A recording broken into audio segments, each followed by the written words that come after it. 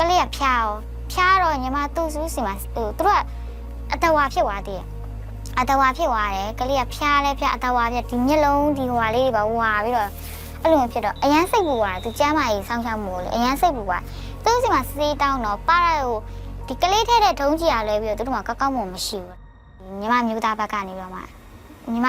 အမဘက်ကထုတ်မရဘူးဆိုရင်သူတို့ရအောင်ထုတ်မှာပေါ့နော်အဲ့တော့လက်ခံလာသူတို့ဘက်ကိုပေးနိုင်လားပေါ့နော်ထုတ်ပေးလိုက်တော့လည်းမငိုနဲ့တနေ့ကငိုအဲ့လိုငိုနေတက်လာချင်းကကလေးနဲ့ကလည်းအစင်မပြေအမကလေးကလည်းကိုယ်လက်မခံခါကျရင်သူကအရန်ခါတီးမထီးနဲ့မလုံနဲ့ဆိုလို့ရှိရင်အနစ်မွေးဟာလေးမသိဘူးလားဘာလို့ငါလက်မခံတာလဲ